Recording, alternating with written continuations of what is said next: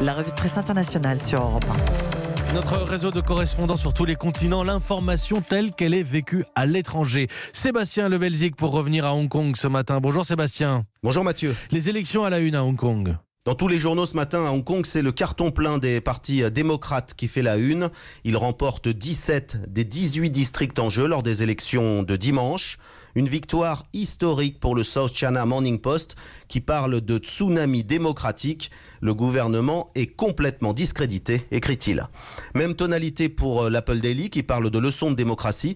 Le journal insiste sur la participation historique, plus de 71% de votants et aucune violence.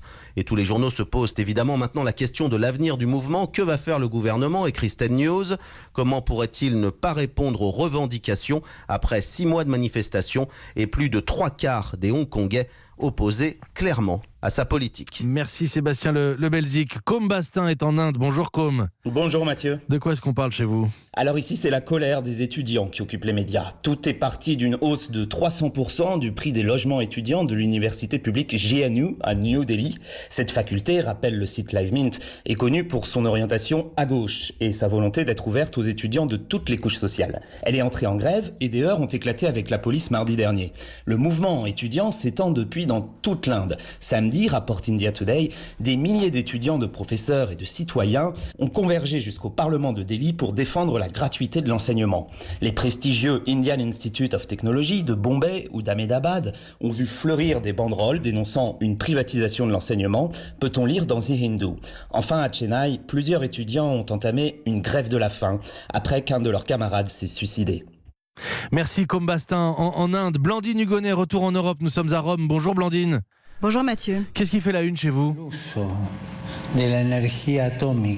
C'est le pape qui fait beaucoup parler de lui. Le pape en voyage au Japon lance un cri contre l'arme nucléaire, titre la RAI.